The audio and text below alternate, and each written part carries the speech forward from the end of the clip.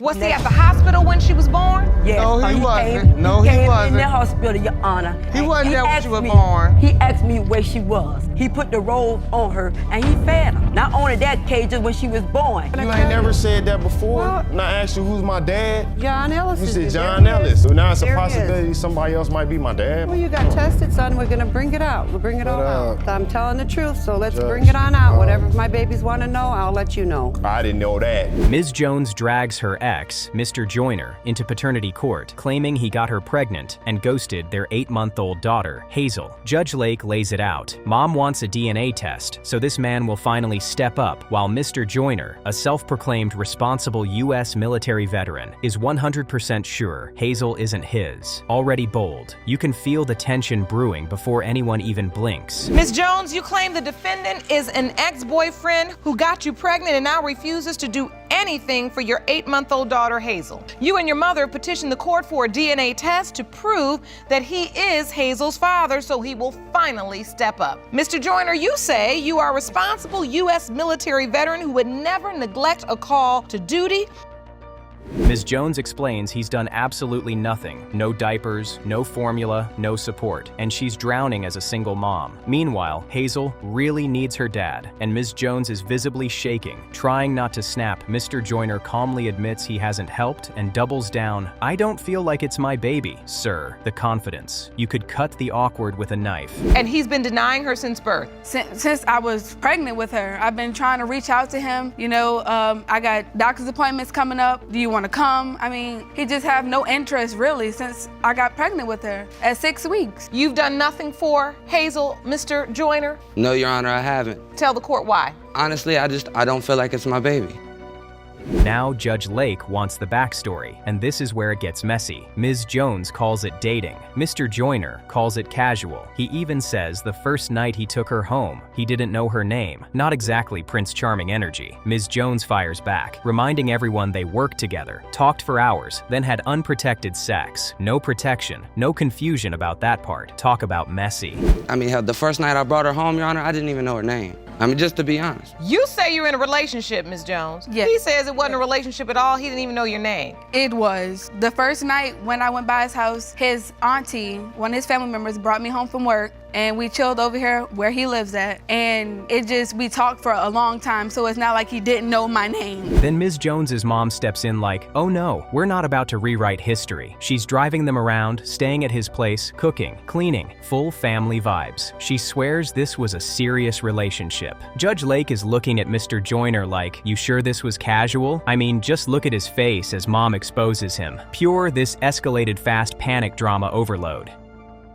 Spent the weekend and everything with them, with my other grandson. So that's how I know he's denying it. He's lying, Your Honor. Yes, he is. Because I used to go pick him up from the restaurant, him and her, where they work together at and everything. Yes. Do you remember her picking you guys up? Your Honor, I'm not denying that we didn't see each other, but what we're here about is the baby. Ms. Jones's mom says the whole family liked him, thought he was solid, even talked about Ms. Jones moving in. Meanwhile, Mr. Joyner claims they pushed their way into his life, and that Ms. Jones was supposed to move to Texas with another guy. So now we've got, "I was serious, you were leaving, you never left, you never claimed me." Can anyone else feel this confusion? Because we thought it was serious. Like I've been with Why are you spending time with her mother and her at your house and doing all that if it's just a sexual relationship and you don't care anything about her? They pushed their way in on me, Your Honor. No, that's not true. You say this was just casual, it was nothing, but when a young woman's mother says, "I'm over there cooking and cleaning and we going over there." He even was thanking me.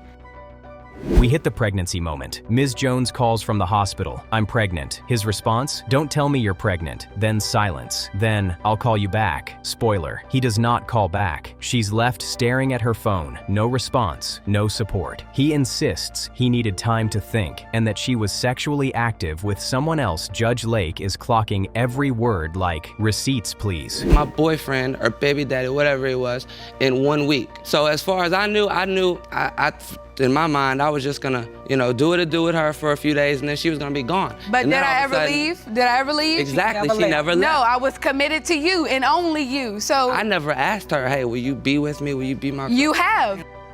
Mr. Joyner explains that when she told him she was pregnant, it was only 3 weeks to a month after they met, so he assumed there had to be someone else. He claims everybody at the restaurant knew she was involved with other guys. Ms. Jones finally admits there was one other man at the beginning, but says once it got serious with Joyner, she cut the rest off. He looks unconvinced. We all see it. Because when she came to me and said she was pregnant, it might have been 3 weeks, maybe a month after I'd met her. How do you know she was even having sex with anybody else? Because it was everybody at the workplace knew. Even she'll admit it. Everybody She'll at the even admit it. workplace knew that me and you were messing around too. Two, also. So But wait, she just Ms. said Jones, two. are you admitting what he says is true, that you were sleeping with other people when you first started sleeping with him? One guy I was sleeping with. Now we get to motive. Judge Lake asks why Ms. Jones would pick him if there were others. Mr. Joyner basically says the other guy was a boy. He's a man with a home, stability, military background. Translation: she picked me because I look like a responsible provider. The shade is subtle but brutal. Ms. Jones insists it wasn't about money. She swears it was real. Things got rocky quickly. That she was sleeping with at the time, and she thought that I would be the best decision. Or we were together, or we were dating. We We're were. in They a weren't. serious They relationship. We wasn't. Serious Like everything was relationship. about Mr. Joyner. When we were working together, Mr. Joyner, Miss Jones, everybody knew us. Messing around, everybody knew we was messing around. It wasn't no other person. Then we find out Mr. Joyner has been having unprotected sex for 10 to 11 years and never got anyone pregnant. He thinks that's proof. Judge Lake lights him up instantly. How is 11 years of unprotected sex responsible? You can literally see him shrinking in that chair. This is peak courtroom roasting. Drama at its finest, folks. Well, who's to say I'm irresponsible? Okay, yeah, I could have. I'm telling you are. For 11 years having sex and you're not using protection? I don't Really? think that means that. I don't think that means I'm irresponsible. You don't? Well, I'm not look, the I'd only rather one- be I'm just the only one to irresponsible than admit it. dead, because you could be I'm that just- too, having I could be. unprotected sex for 11 years. Okay, I could be, but I'm just the first one to admit it. Enter Ms. Joyner, his mother, and she does not come to play. She walks in confidently and says she absolutely believes Hazel is her granddaughter. She's already got Hazel's name on her grandmother's ring with the other grandkids. That's how sure she is. I mean, just look at Ms. Jones's face here. She did not expect his own mom to be Team Hazel like that. Thank you so much for joining us today. No problem. You know, we're here discussing baby Hazel, Yes, her ma'am. paternity, and Ms. Jones asserts that your son, Mr. Joyner, is her biological father. Do you believe that? I do. You do? I do. Please. I absolutely do. Tell the court why. Well, they brought her to see me when she was 2 days old. Olivia, I didn't find out till 2 weeks before that she was pregnant. When you So your touch son a never baby- told you? No. Never. You know, you just know.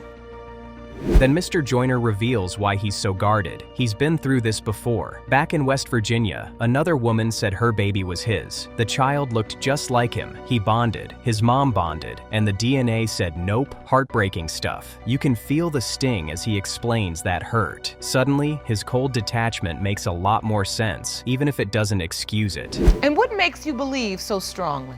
As a mother, you just know. You just know, and to me, she looks like him. Yes. Your Honor, I have this to say.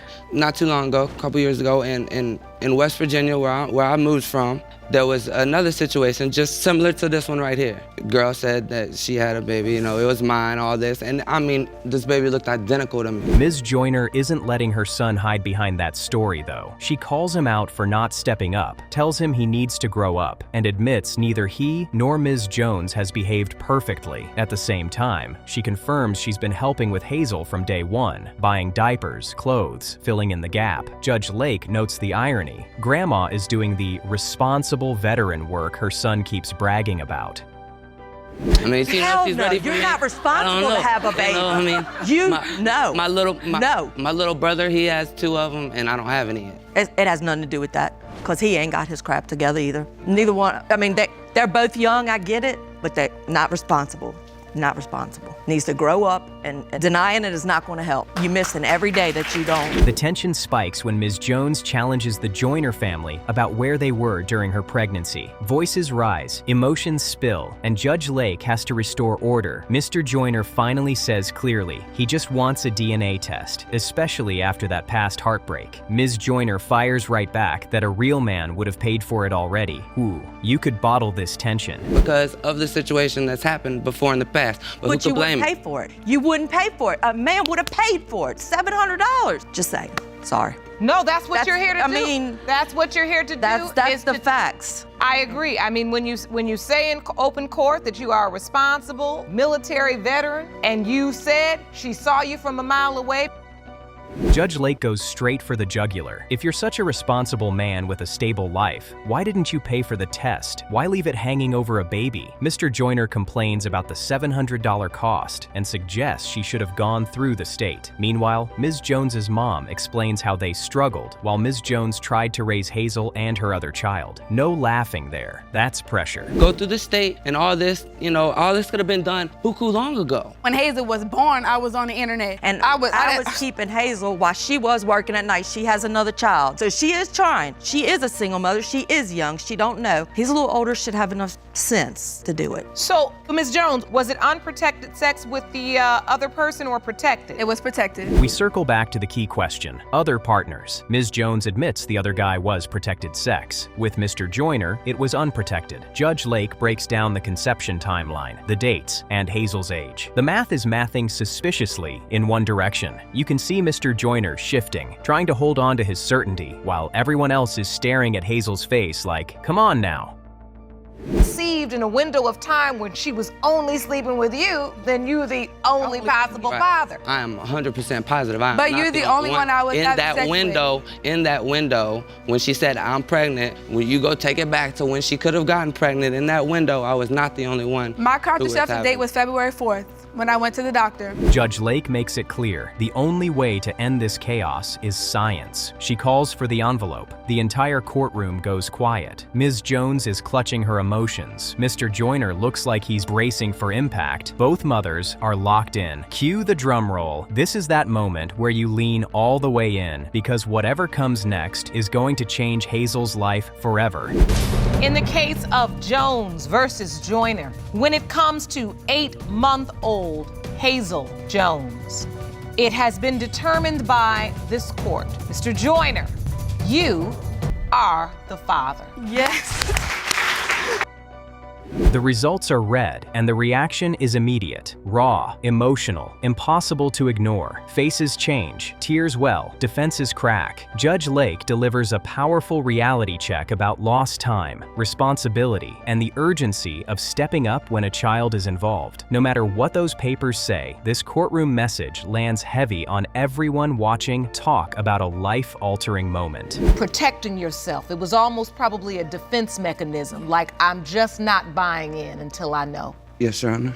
And that's why it's important to get the answer as fast as possible, because now she's just 8 months old. The beauty of this is she's so young, she won't have to remember this. You can step in now and really get in there and be the kind of father that she needs. Yes. Can you do that? Yes.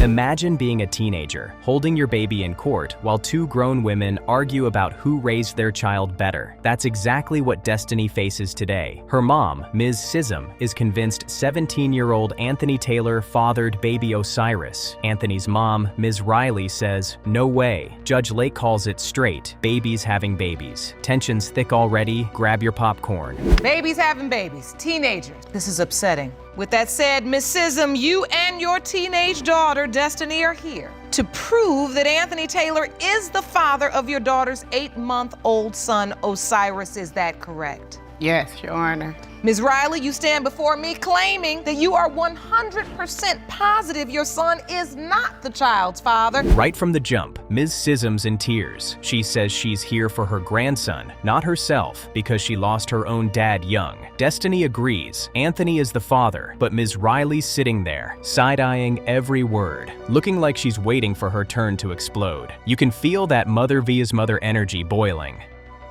Certain, Your Honor, that Anthony is the father of Osiris. And you are emotional already. Yep. I have a grandson that's 8 months old. He needs his father. I lost my dad when I was 2, so I know what it's like not to have a father. But I'm not here because of me. I'm not here because of Destiny. I'm here because of Osiris. Destiny, You truly believe Anthony is this child's father? Yes, Your Honor. Then the moms start talking over each other. Judge Lake finally pieces it together. Destiny was sneaking to Ms. Riley's house under the excuse of visiting her daughter. But really, she was visiting Anthony. Ms. Riley says Destiny was lying and conniving. Ms. Sism fires right back. The teens ran an entire operation right under both moms' noses.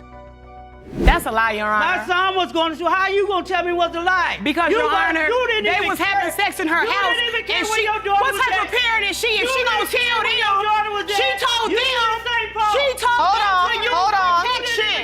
Hold on, let's get some order. Sex in her house. You did not care Let's your get daughter some know. order, ladies. She knew they were. I can't. Ladies. That's when Ms. Riley drops her first bombshell. She saw Destiny walking around school with another guy before the pregnancy talk even began. Her argument, how could you be pregnant by my son when you just popped up 2 weeks ago? Judge Lake's face says it all. She's not buying anyone's math drama overload already. Now, Destiny, before I go further, was my summation of the plot correct? Yeah, Your Honor. Thank you. Your Honor, I see her walking with another guy. My son at school, this is before Destiny said anything about you was pregnant. Next thing you know, I find out my son come telling me that she told him that she pregnant. How is that? You just came around 2 weeks ago? Ms. Sism claps back with full confidence. Destiny was a virgin before Anthony, so in her mind, this baby has to be his. Destiny accuses Ms. Riley of refusing to claim the baby for 8 months. The moms are shouting, "Not my grandbaby," versus, "You don't do anything for him." The tension? You could slice it with a paternity envelope. Not my grandbaby. Okay, don't claim him. You ain't claimed him in 8 months. Don't claim him now. Y'all ain't did nothing for him. I've been taking care of this baby. They don't do nothing for him. That's a lie. They don't do nothing for him. Sure don't. All right. It's not my And grandbaby. at the end of the day, It's when not it my became grandbaby. Ladies. my daughter had big Ladies. Judge Lake has had enough. She straight up calls out both moms. These kids plotted this whole thing while you were asleep at the wheel. Destiny then admits she was spending nights at Anthony's house, in his bed, while Ms. Riley was home. And here's the wild part. Ms. Riley allegedly told them, "I hope you're using condoms." I mean, what? Judge Lake's jaw nearly hits the bench. And sometimes that's what kids do. And I'm gonna keep it real. With all the phone and cell phone having we got and all of this communication, Miss Sism, it ain't never a day in this world your daughter should be able to tell you spend a night over a friend's house. What friend? Who's the mother? Where's the number? I'm calling. Yes, I'm telling you this. Yes, No, I'm telling you this. that one. Now, Destiny, where were you and Anthony having sex? In her house? Yes. Destiny recalls how everything changed once she found out she was pregnant. She missed her period, started feeling sick, and when the hospital confirmed it, her mom instantly knew. The moment she walked in, Ms. Sism said, "You're pregnant, aren't you?" That's intuition or trauma. Either way, that mom knew. Things got rocky quick. I would go over there. I would come in, say hi, Miss Brenda. She say hi. We go upstairs. I spend the night. She don't say nothing about it. You spend the night at the house? Yes, Your Honor. In Anthony's bed? Yes, Your Honor.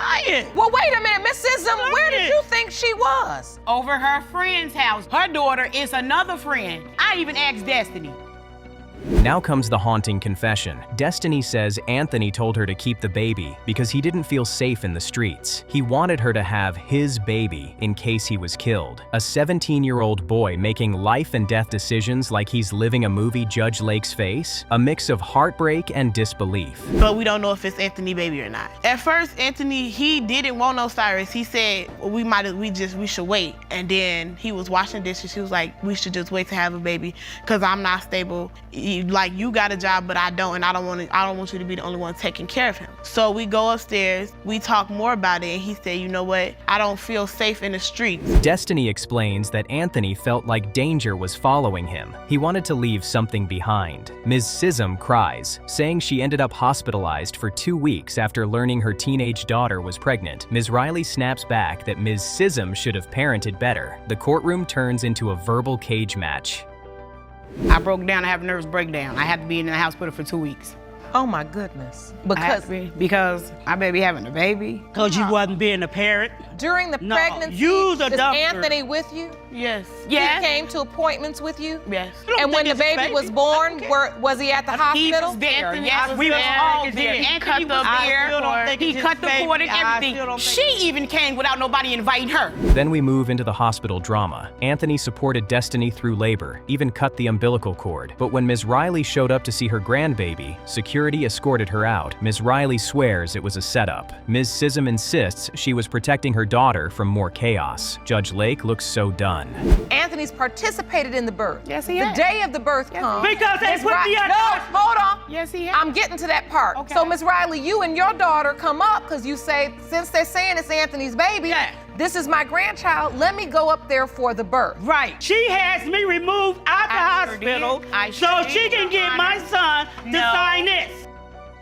Judge Lake takes control, summarizing the feud perfectly. You're both so busy fighting each other, you forgot there's a baby involved. She orders them to focus on facts. Ms. Sissom accuses Riley of meddling. Riley claims manipulation. It's emotional, messy, and you can practically see the editors adding dramatic violin music. So yes, I did because my daughter ain't finna go through this with her. She young. I tried to call this woman and talk to this woman like a woman when she was pregnant. So don't sit up here and tell that lie. Calm down. Goddamn lie. Ladies. Oh, wait a minute. Ladies.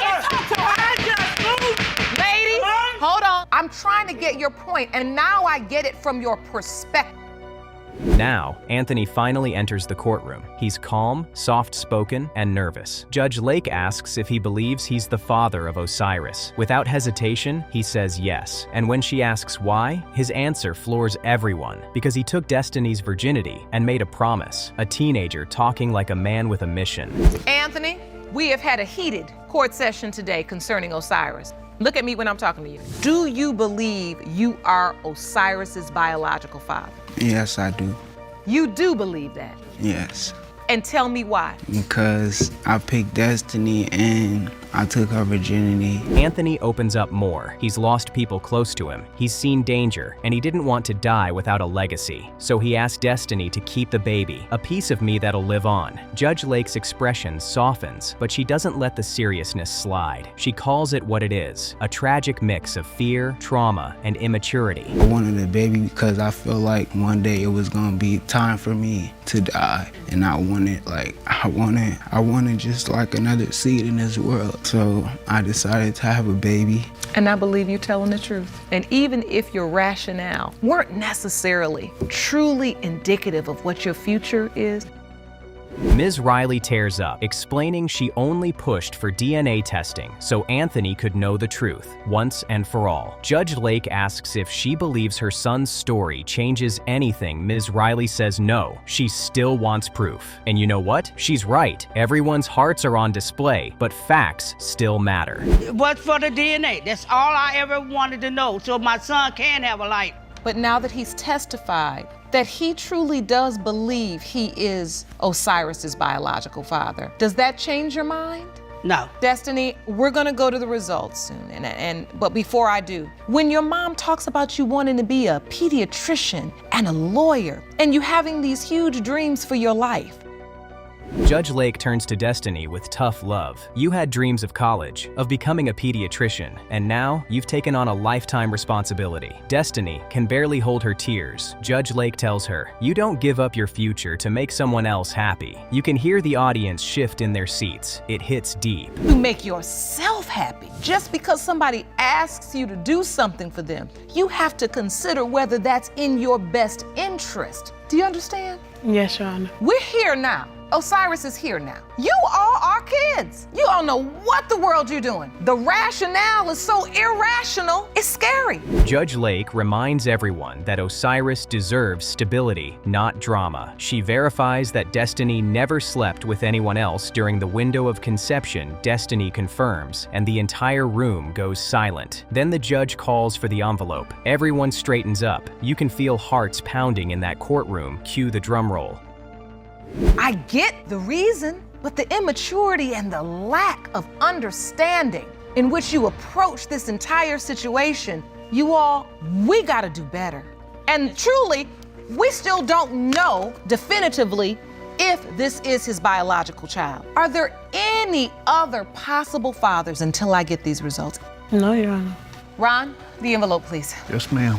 The results are in Judge Lake's hands. Anthony's gripping the podium. Destiny's eyes are watering. Both moms are frozen in suspense. Judge Lake starts reading slowly, every pause heavier than the last. You can almost hear the heartbeat of the room. I mean, look at their faces. Whatever she's about to say will change everything. In the case of Sism versus Riley Taylor, when it comes to 8-month-old Osiris Taylor, it has been determined by this court. Mr. Taylor, you are his father. Now, I don't get to see him now. Now I told you. Emotions erupt instantly. Gasps, tears, relief, disbelief. Judge Lake has to raise her voice to regain control. She calls out the chaos, the lack of maturity, the generational pain all playing out in one room. This is not a game, she warns. The truth is finally out, but those lessons, they'll last a lifetime. And in this moment, just when I thought these kids had pulled off a plot against both of you all, to defy their mother's orders and to do what they shouldn't be doing, I see why they had opportunity. These children have come in here, whether they made a mistake or not, they have spoken from their heart or why they did something. The most irrational, immature reasoning ever, but it's their truth. That's how they got here. Mr. Roll walks into paternity court, ready to prove two things. One, he is not the father of Ms. Galleon's twin girls, and two, she is obsessed with him. Judge Lake sets the scene. A fast food flirtation, twin daughters Rebecca and Gracie, and a mother claiming he left her with 2 babies, and a broken heart stakes established in under a minute. Drama loading. Mr. Roll, you are here to prove you are not the father of Ms. Gadellion's twin daughters. Yes, ma'am. You say she's infatuated with you, and that's the reason she wants to pin her babies on you. Yes, Your Honor. Ms. Gadelion, you say there is no question Mr. Roll is the father of your twins. You say he left you with 2 babies and a broken heart. Ms. Galleon calmly shuts down the obsessed label and explains how it really started. Breaks at work, grabbing drinks, playful flirting with the well-known charmer behind the counter, then Facebook messages, late-night chats, and finally an invite to his house. It's giving situationship, not stalking. I mean, just look at her face. This woman thought it was going somewhere real. Pictures of me, she would sit there, she'll walk past my job, staring at me. Then when me and my ex broke up, I seen just like numbers of pictures that I never seen before. I didn't even know were being taken. So wait, you said you saw pictures you never knew were being taken. Yes, ma'am. Are you obsessed with him, Ms. Gadelion? No, Your Honor, I am. How did this relationship start? On breaks and stuff, I would go over to his job and get drinks or whatever. Judge Lake notes it looks like a normal courtship, calls, texts, flirting, so she checks the basics. At this point, Mr. Roll, you're single? And he immediately says no. He admits he had a girlfriend and claims Sarah, Ms. Galleon, knew because the pictures were all over his page. She says that's a lie. He says she went through his Facebook, yes, the classic, you liked my selfie, therefore you stalk me defense. After a while, he invited me over to his house. So you're saying you weren't obsessed, you were just interested? Right. And this was proceeding like a normal courtship would. You talked on the phone, you Facebooked, sent text. So at this point, Mr. Roll, you're single. No. You're not. No. When she sent me the message on Facebook, I had pictures of me and my ex together. He doubles down, painting her as the pursuer who found him online and chased him despite the girlfriend. She fires back that she thought he was available, and interested, Judge Lake demands a straight answer and instead gets ego, excuses, and vibes. Already, this timeline is shakier than his relationship. Can anyone else feel the tension creeping in? We all would go trips, we'd do vacation, so she was well aware I was in a relationship when she hit me up. No, Your Honor. You knew that? Ma'am. She was well aware. She went through my Facebook and were able to find out where I was at, how to message me. She'd seen the pictures of me and my ex. If you had a girlfriend at the time, how did you end up flirting and being in this full courtship thing with Ms. Gadelion? Don't get quiet now. Your Honor, he was cheating. Then comes the real mess. Ms. Galleon says she only learned about the girlfriend after she'd already slept with him. No protection. In the house he shared with that girlfriend, with her photos still on the wall. Judge Lake looks personally offended on behalf of women everywhere. He casually admits he told Sarah what she wanted to hear and proudly confesses to leading her on Sir. You're saying the quiet part loud. going on, a relationship starting, and then until he told me that he had a girlfriend. So he tells you, I have a girlfriend. He told me he had a girlfriend after we already had slept together. Okay. I wasn't, when you came to my home, you know I wasn't paying my bills by myself. Someone else was living there. I had pictures on the wall. You had her at your house? Yes, Your Honor. Sarah explains she caught feelings, buying him food, checking on him, and he fed into it. He claims he tried to pull back when he saw her feelings grow. She says he told her he had feelings too. He shrugs and admits it was all a lie. Meanwhile, he's still with his girlfriend. Things got rocky quickly, and Judge Lake lets him know this is a prime recipe for exactly the situation they're in now. When you all were having this flirtation, you thought it was a relationship budding, he just thought it was nothing, casual. When did it change? When he told me he had a girlfriend, I should have stepped back and just, stopped completely. But then at that time, like, my feelings were already, starting for him, and we just kept doing it.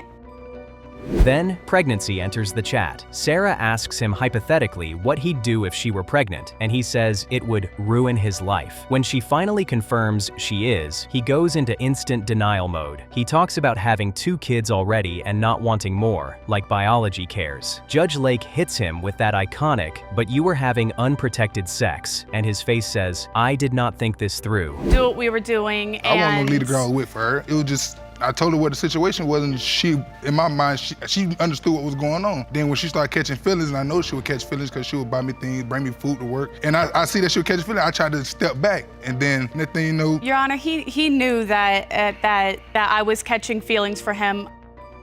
Now Sarah explains why she contacted his girlfriend, sending the screenshots and pictures. She admits she was upset, but also felt the girlfriend deserved to know. He insists it was pure spite. The result? His ex packs his bags, laptop open, photos exposed, and he's out. His anger turns fully onto Sarah, and he cuts her off, emotionally and physically. Talk about messy.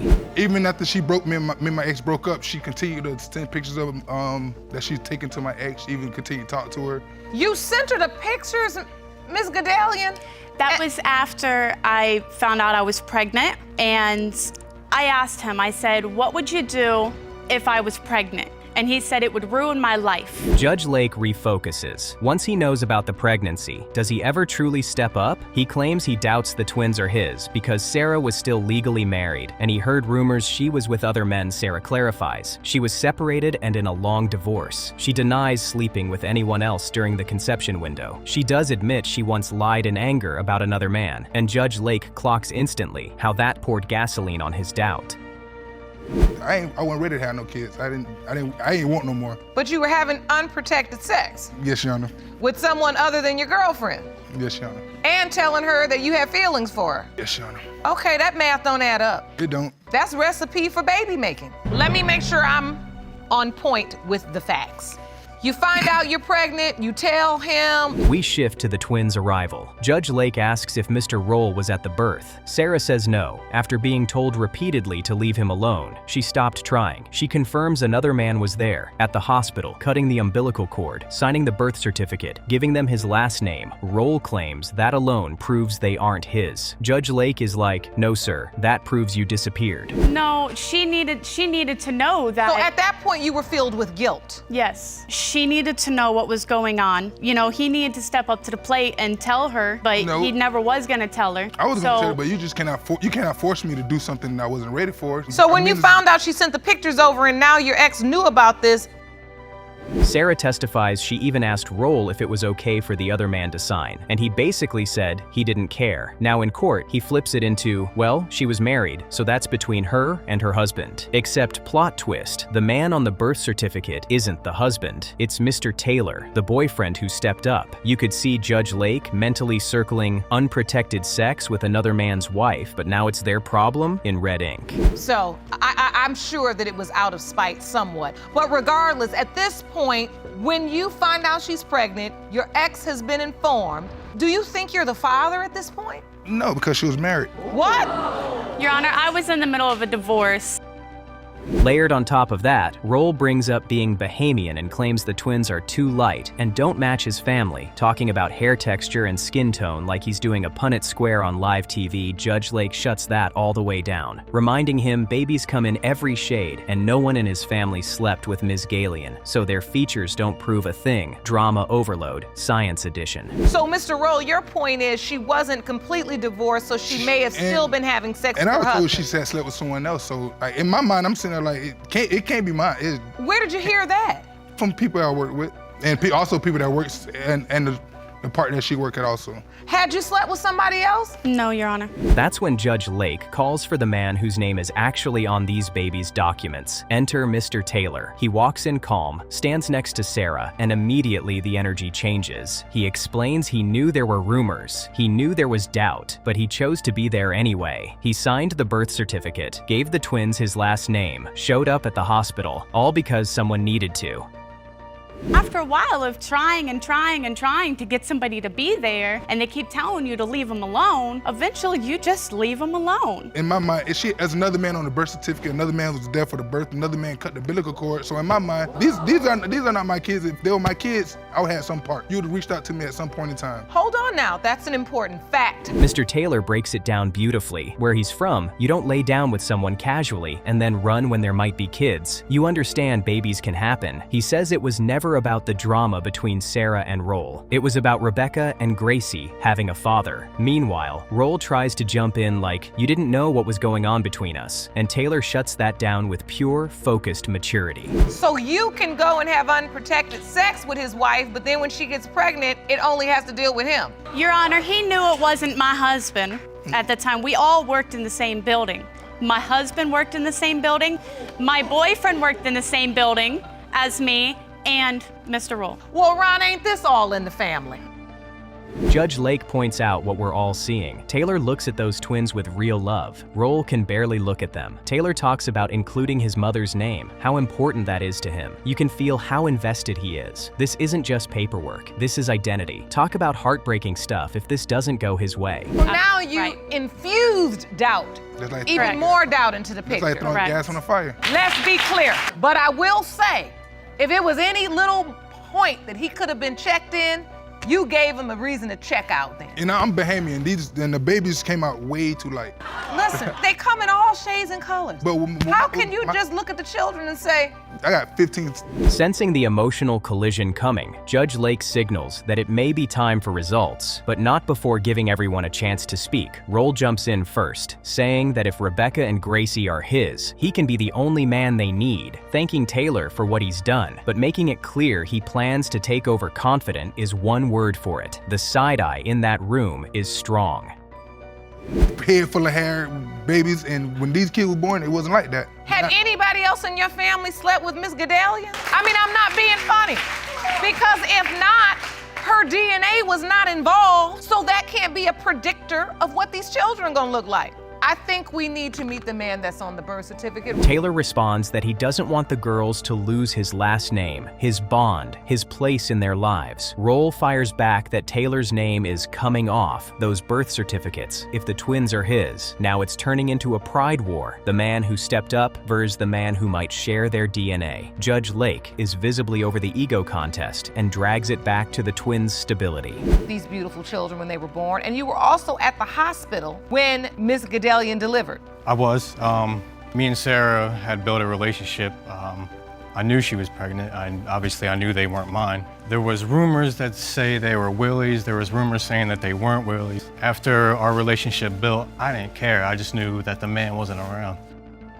She lays it out bluntly. This is not about who can talk the toughest. It's about two little girls who deserve to know who their biological father is and who will actually show up. The courtroom gets quiet. Sarah looks torn, Taylor looks anxious, Roll looks locked in but rattled. You could cut the tension with a knife as everyone realizes the next envelope decides identity, family, and futures. So when you and Miss Gadalian started to form a relationship, you decided you wanted to give these children your last name.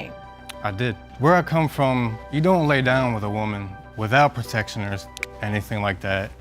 unless you're willing to understand that babies can have. Sit and deny when a woman comes up to you and says, these children may be yours. But you didn't know what was going on between us.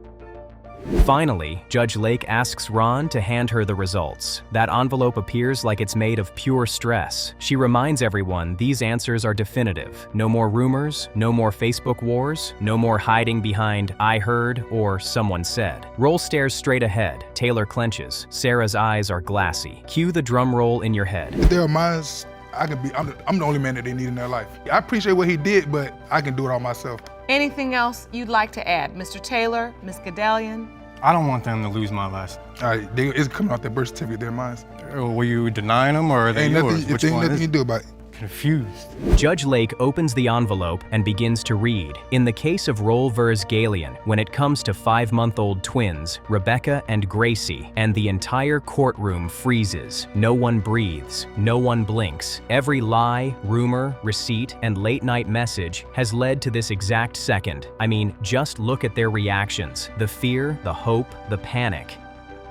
These results were prepared by DNA Diagnostics and they read as follows. In the case of Roll versus Gedalian, when it comes to 5-month-old twins, Rebecca and Gracie Taylor, it has been determined by this court. Mr. Roll, you are their father.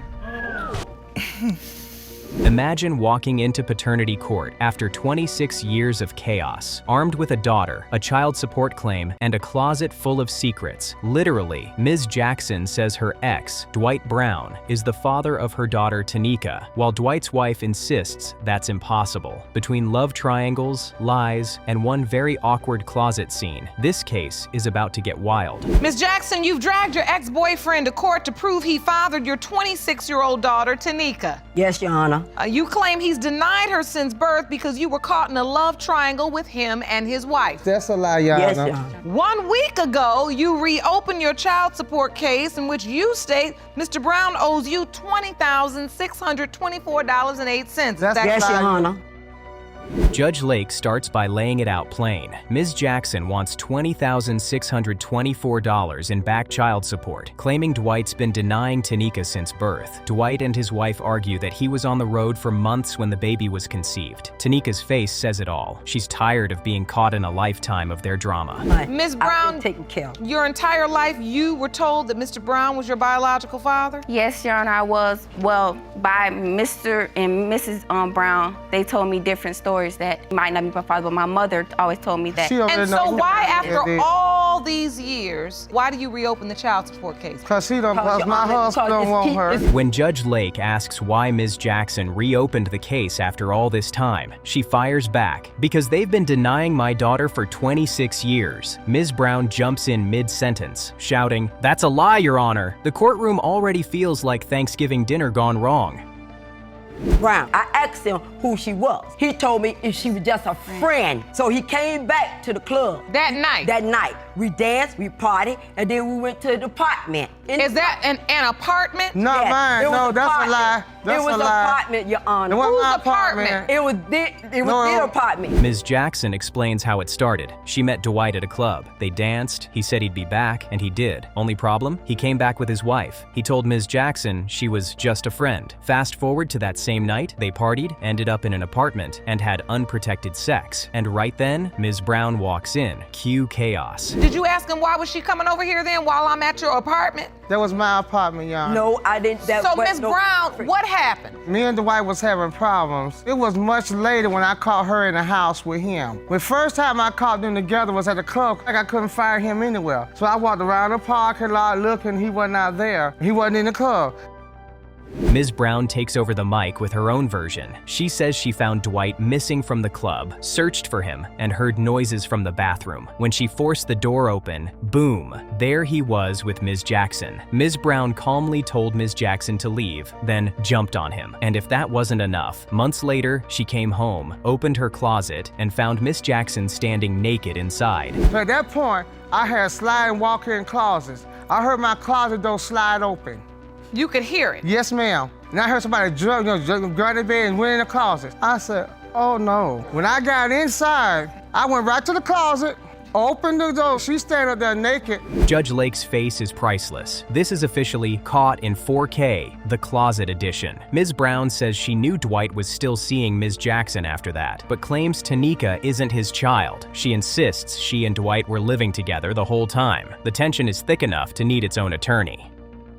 So even, he kept fooling around with her, like you say, going back and forth. So you knew that he kept an affair going with her? Yeah, off and on, yes. Oh, yeah. So were you all married at this time? Me and Mr. Brown had been together for about 3 or 4 years when he started messing with her. I want to go back to the point where you realized you're pregnant. We had moved. Ms. Jackson tells a different story. She says she and Dwight were living between Albany, Georgia, and Jacksonville, Florida. She claims she told Dwight about a miscarriage and later that she was pregnant again and that he went to the clinic with her. Dwight's quick to deny, "No, Your Honor, I don't remember that." Convenient memory, right? Mr. Brown, do you remember going with her to the clinic? No, Your Honor, I don't. Do you remember being in a relationship with both of them at the same time, back and forth? Yes, Your Honor. You do. Were you sleeping with both of them without protection? Yes, Your Honor. So why do you deny that Tanika is your daughter? Judge Lake presses Dwight, and he finally admits he was with both women, unprotected. "Yes, Your Honor." The entire audience gasps. Ms. Jackson shakes her head. Ms. Brown mutters, Dwight adds that he doubts Tanika is his because he once thought Ms. Jackson was seeing another man. "Sir, you were hiding women in closets. Let's not play detective now." This is what I'm tired of going through. This is not about and then the time their she supposed to have relationship. conceived. I don't care nothing What she said about the time she supposed what to they have had going on. This is not he about was in Jacksonville with me. This is about me. This is about me finding the DNA test, not them. The time she got pregnant with this girl, he was in Jacksonville with me. Tanika steps up to speak, her voice shaking but strong. She says she's heard different stories her whole life, one from her mom, another from the Browns, and she just wants the truth. She tells Judge Lake, "I've been dealing with this since I was a little girl." You can feel the heartbreak in her words. Were you with anybody else? No, I was in Albany, Georgia. I was staying with during my that mother's time, Your Honor, when he'll she come to Georgia on Friday, and he'll leave that Friday evening and go and back to Jacksonville to her. Back and forth, back and forth, back and when forth. he came to stay at my house, he stayed with me about 2 weeks. He said after he left me. Ms. Brown insists the timeline doesn't match. She swears Dwight was gone during the conception window. Ms. Jackson rolls her eyes, firing back that Dwight was very much present and involved. The shouting starts up again until Judge Lake has to raise her voice to restore order. Folks, this courtroom could use a mute button. He's shoot pool. He came by the No, house she know and he he want dressed the her girl up. so bad. He dressed her and carried her to the pool hall with her. He was happy with his daughter. Did you take her around places with you, Mr. Brown? Yes, I did. Ms. Jackson then claims Dwight was there for Tanika's birth, helped name her, and even took care of her as a baby. Ms. Brown immediately interrupts. "That's a lie. Another man was on the birth certificate." Judge Lake pauses. There it is. Another name on the original birth certificate. This plot just got another twist. That he Your didn't Honor. give her. Yes. So he said he did not sign her birth certificate. So that's what I want to know. No, he said, I asked my husband over and over again, did you sign the birth certificate? When Tanika Your was Honor, I born, don't know. Your Honor, I didn't sign no let me tell you papers. something else that they didn't tell you, Your Honor. When Tanika was born, another man was on her original birth certificate as her father, not my husband. Tanika explains that she found out years later there were 2 different birth certificates, one with another man's name and one with Dwight's. Ms. Brown says that's fake paperwork. Tanika looks crushed. She can't even tell which document is real anymore. The emotional weight in that room is suffocating. This is a copy of my birth certificate. That's the birth certificate that's a fake, Your Honor. That is a fraud. Her mama been lying to her, and she's sitting here and believing her. No. So wait, on this birth He certificate, named- it does say Dwight Stanley Brown. He named didn't me sign and that. he spelled the name. He was with me. Ms. Brown, confident and composed, says they tried to do DNA tests multiple times, 1990, 1992, and even 2002, but Ms. Jackson never showed up. She says Dwight still paid over $4,000 in support, despite doubting he was the father. Judge Lake looks unimpressed, calling the story a 26-year tangle of he said, she said, and unpaid receipts. Again, the summer of 90. She don't, let me keep calling me, that's an insult about DNA testing. Every time we ask for something. Same thing in 1992. Okay, then we went to Ms. Jackson again. Went up to the lab again to get a DNA testing. I paid my money. Okay, my husband didn't pay child support. Tanika tears up, saying this court case isn't about revenge, it's about identity. I just want to know who my daddy is. The gallery sighs collectively. Even Ms. Brown goes quiet. For a moment, you can feel everyone realizing how much this has damaged Tanika's life. Your feeling is that you keep asking her for this DNA test over a span of 12 years, and she's avoiding it But now, all of a purposefully. sudden, now she want a DNA test now. Okay, I was more than glad to come And you're saying he's paying child support for the child. He have already, Let me see that, Ron. paid $4,800. And you don't believe he's the father? No, ma'am. Ms. Jackson presents an acknowledgement of paternity, saying Dwight signed it in 1990. Ms. Brown practically leaps from her seat. That's not his signature. Judge Lake has Ron hand the paper over. Dwight leans forward, inspecting it, while Ms. Jackson nods like it's the smoking gun. I don't care about what they went through. I care less. I just want to know if he's my father. Miss Jackson, why not get it over with so she doesn't have to be 26 years old standing here in tears today? Your Honor, I have a piece of paper I'd like to present. I would like to see that. Ron, can you hand me the evidence, please? What is this, ma'am? This is a document signed by Dwight Stanley Brown. Judge Lake asks Dwight to sign his name in court for comparison. Dwight calmly writes it down. Ms. Brown crosses her arms, watching every pen stroke. When Judge Lake compares them, she raises an eyebrow. They look shockingly similar. Ms. Brown shakes her head in denial. Dwight insists, I wouldn't misspell my own name. This tension could power the lights. Ron, yeah, go right there, Dwight, on screen. hand this to Mr. and Ms. Brown and let them look I can at that see that signature. from here. That is not my husband's signature. Is that your signature, sir? No, Your Honor. It's Yes, not. Your Honor. It's his signature. Ron, take this pen, and I want you to have Mr. Brown sign that sheet of paper right above. I want to see your signature. Now, you can look on his driver's license, Your Honor, and tell what his signature is. He didn't sign that. Judge Lake gives everyone a reality check. This isn't who slept with who court, it's paternity court. She reminds them that the only person who truly matters is Tanika. The courtroom falls silent. Ms. Jackson clutches her daughter's hand. Ms. Brown exhales sharply. Even Dwight looks like he's realizing what's at stake. And they are very, very similar. No, Your Honor, I didn't sign. Yes, you did. Honor, yes, he did sign that signature. Do you remember executing a series of paperwork at the child support office? It never did happen. Because when I went in that office, the lady met me and she told me like this, we are for the mothers and not the father. Judge Lake calls for the results. Ron walks over with the envelope, the moment we've all been waiting for. Dwight's eyes are locked on the floor. Tanika's eyes glisten. Ms. Brown's jaw tightens like she already knows what's coming. Judge Lake opens it slowly, scanning the page. Every heartbeat in that room feels amplified.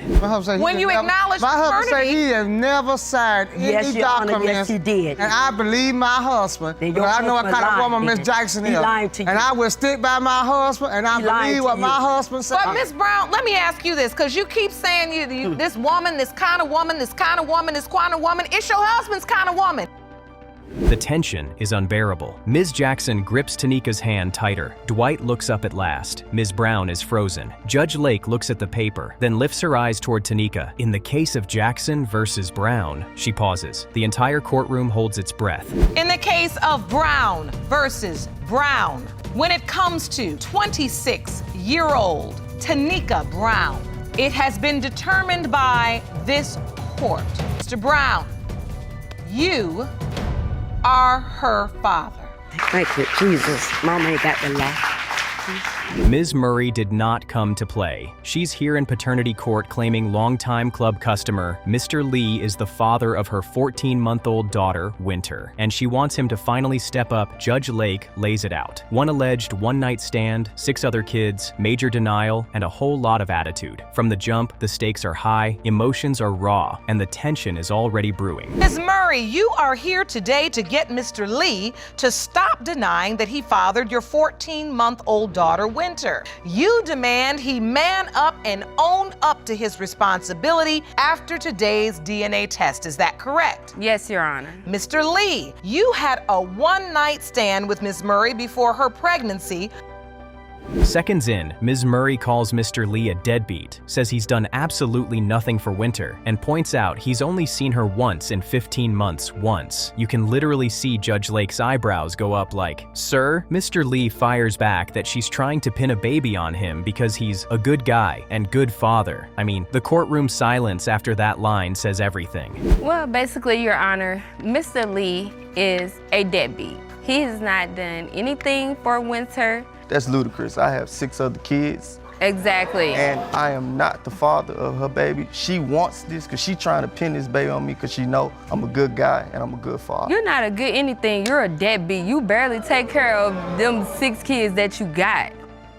Then we get the infamous pregnancy video. Ms. Murray sends Mr. Lee a clip of her taking a pregnancy test, so y'all won't think I'm lying. That one word, y'all, has Mr. Lee convinced there's a whole lineup of potential daddies. Judge Lake zooms right in on it too. You can feel everyone mentally circling that word like it's Exhibit A in bold red font. Talk about messy already. Yes, I have multiple reasons on why. And basically, when she sent me the video of her taking the pregnancy test, she said, "So y'all won't think I'm lying?" And she peed on the stick and sent it to me. And I was like, basically, I said, so nobody won't think that I'm lying about being pregnant. Now we roll back to where it all began. Ms. Murray explains she met Mr. Lee at the club. She danced as showbiz. He tipped faithfully for nearly 10 years. She says he was infatuated. He claims he ducked her because she was full of drama. Sure, buddy. Meanwhile, Judge Lake is trying not to laugh as these two argue over whether this was loyalty, lust, or long-term delusion, drama overload. How we got started in this. Okay. How did you all meet? I met Mr. Lee at the club. I used to be a dancer, and he was my customer for about 10 years. So that's really how I met him. He was infatuated with showbiz. But once he got to know Demiki, he did not like me, and he's taking it out on his innocent child. But he was your customer for 10 years. Them lies, man. Them lies. We finally get to the first hookup. After the club, he goes over, things escalate, and Mr. Lee announces he broke the golden rule. Never use the stripper's condom. The entire courtroom collectively blinks. Even Jerome looks confused. Ms. Murray shuts that down so fast. The rule, the excuse, the ego. Everything you could cut the awkward with a knife, and Judge Lake is 100% not buying his condom conspiracy. How does he go from giving you a tip to ending up in the bed with you? I was in a relationship. When that relationship ended, I decided to give him a chance, and I ended up pregnant. And now we're here. Them lies. Even when she had a boyfriend, we was keeping contact. Yeah, because I was trying to keep our business relationship just so that you could keep coming to the club. Then come the texts. Mr. Lee claims weeks later, Ms. Murray told him her period came, so he assumed he was in the clear. But when they sleep together the second time, with no protection this round, he says it's because she told him she was already pregnant. Judge Lake is staring at him like, you believed that? Viewers, this is what happens when reckless meets receipts that don't math. Oh, the golden rule is you never use a condom that the stripper gives you. Yeah, you bring your own, and I can't. Did you know that rule, Jerome? No, but it's good to Nobody knows that rule but him. Nobody know that rule but him. He just made that up. Who helped you Did make that up? anybody else out there know that rule? Somebody help him make. Oh, okay. Thank you. Ms. Murray counters every detail. She clarifies that message was from the first encounter and that he's twisting the timeline. She also openly admits she was wilding out after a breakup, but insists there was only one other man in the mix. Mr. Lee, of course, tries to inflate that number. The back and forth is chaotic, but Judge Lake is locked in on one thing: who was where and when. Follow up with her weeks, for like weeks. I was asking, hey, have your period came? I was steady. I was on her about it. You was asking me that because you was trying to keep up with my ovulation because you was trying to get me pregnant. So, Mr. Lee, let me ask you this. How did you find out she was not pregnant? Well, like a couple of weeks after that, I texted her and she was like, hey, you can stop bugging me. Now it's calendar time. Judge Lake breaks it down. First time with Mr. Lee on March 3rd, second time on March 30th. The other guy around March 22nd to 24th. The board is laid out like a crime scene timeline. Ms. Murray kind of hesitates on exact dates, but agrees it's roughly right. Everybody leans in because this window is tight, and suddenly both men are sitting right in the conception zone. You not being pregnant, laugh out loud. And then Ms. Murray, you respond, I'm not. I had my period last week, son. That's the message. That was after That's the message. That was That's the after message. the first That's the time we had sex. The second time that we had sex, we did not use a condom. I had sex with her unprotectedly the second time because she had already told me she was already pregnant. So I'm like, you can't get pregnant twice. I'm out the clear. To make it even clearer, Judge Lake pulls up the conception calculator. Winter's birthday, December 21st. The likely conception window, March 24th to 31st, which just so happens to overlap perfectly with both Mr. Lee and the other man. Mr. Lee hits us with an allegedly and then randomly swears the second time was April 3rd. Sir, moving the date does not move the science. Judge Lake is not amused. How long after she told you she was not pregnant, how long after that did you sleep with each other again? Like 2 weeks. So wait a minute, you meet up again, have sex again, you don't use protection. And you claim that's because she said she's already pregnant. Yes, ma'am. But you didn't have any proof of that. I didn't. All right. But see, the thing about it is, I always thought strippers was honest people because they get naked for strangers. We shift to the other possible father. Ms. Murray admits she told him about the pregnancy and he's still relevant, while Mr. Lee claims Winter just takes pictures with multiple guys. The shade is wild. Ms. Murray is instantly offended. Judge Lake checks him, and it's painfully obvious. This isn't just about paternity. It's pride, ego, reputation, all clashing in one very small courtroom. Does that mean that you were sleeping with more than one person? You were sleeping with other people besides Mr. Lee? It was one other person. Now, let me try to understand this. When do you believe you had sex with Mr. Lee the second time? You said the first time was March the 3rd? Mm-hmm. And when was the second time? It was March the 30th. Ms. Murray testifies that Winter doesn't call anyone dad. She only knows mom. She insists Winter looks exactly like Mr. Lee. Your twin, she keeps saying. Then she drops that Mr. Lee once told her if Winter wasn't his, she owed him a baby. I mean, who says that? Judge Lake jumps on it immediately. This is not Build-A-Dad workshop. It's paternity court preference doesn't override biology. So around the 3rd week in March. Mm-hmm. So wait. I want to take a look at a calendar so we can outline this. So the blue indicates the day you had sex with Mr. Lee, March 30th. The green outlines when you had sex with the other man, which was March 22nd, 23rd, and 24th. Mr. Lee fires back that Ms. Murray is obsessed and wants him to save her. She shuts that down with zero hesitation, reminding him Winter has a solid family, support, and stability without him. No one's begging for a fairy tale. They argue about him moving to Florida, him denying, her calling out his contradictions. You can feel the bitterness dripping off every word. Things got rocky quickly. When is Winter's birthday? When was she born? December the 21st. So December 21st. Let's put that in. If you put in December 21st, 2017, calculate. Okay. So there's sex likely between March 24th and March 30th, which is a window of time. Mm-hmm. Finally, Ms. Murray gets painfully honest. She says Winter doesn't need Mr. Lee's money. She's well taken care of, but she does need her father's presence. If he is the father, she points out he lives just 40 minutes away and has only seen Winter once. One time, Mr. Lee, suddenly softer, says he wants closure and promises if she's his, he'll take care of her. The room goes quiet. Who hit me up after the club that Thursday night when I left, and I came to where you were, and we had sex, and I got pregnant. Miss Murray, did you ever tell the other guy you were pregnant? Yes. You did, and what was his response? I mean, he's still relevant in my life, but he's not. He's active with Winter. They take pictures together. And here we go. Judge Lake, after listening to all the lies, shade, and calendar chaos, calls for the DNA results. Jerome brings the envelope like it's the Holy Grail. Everyone's body language shifts. Ms. Murray clutching her emotions. Mr. Lee trying to look unfazed.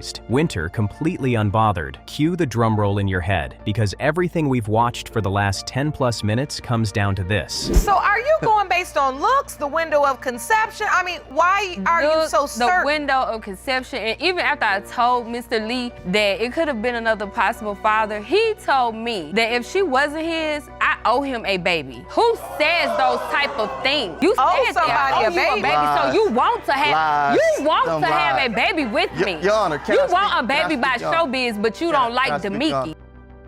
Judge Lake reminds them, this isn't about golden rules or club fantasies. It's about a real child who deserves truth, stability, and parents acting like adults. She opens the envelope slowly, very slowly, and starts to read in that measured, deliberate tone. You can see Ms. Murray stop breathing, Mr. Lee blinking hard like he's buffering, and the gallery leaning forward as one, just look at that reaction. She's obsessed with me. Boy, you ain't nobody. Why do you say that? She wants me to save her, and I can't save her. You can't say, I don't need saving. Saving for what? I can't give you that family image you want. I don't need no family image. She has a great upbringing. She has a great family around her. Like, I don't need that. This is the moment where either Mr. Lee has to finally man up like Ms. Murray demanded, or everything flips and this entire case takes a brutal turn. Every insult, every denial, every allegedly, every calendar date is hanging in the air, waiting to be confirmed or destroyed. Can anyone else feel the tension? Drama at its finest, folks. So she deserves that as well. If you only live 40 minutes from us and you only seen this baby once, that's a disgrace. And what are you hoping for, Mr. Lee? Well, I'm hoping for closure. And I just want her to stop bashing me, because if she's mine, I'm gonna take care of her. But I wasn't finna take care of a child that I knew wasn't mine. Judge Lake begins to deliver the result, word by word, and the camera cuts between Winter's innocent little face and two adults whose lives are about to change in real time. No jokes now. This is heavy, heartbreaking stuff no matter which way it goes. One of them is right, one of them is wrong, and there is no more hiding behind stories after this. In the case of Murray versus Lee, when it comes to 15-month-old Winter Murray, it has been determined by this court. Mr. Lee, you are the father. Woo, woo. Is that what your baby say? Your baby like to say, woo,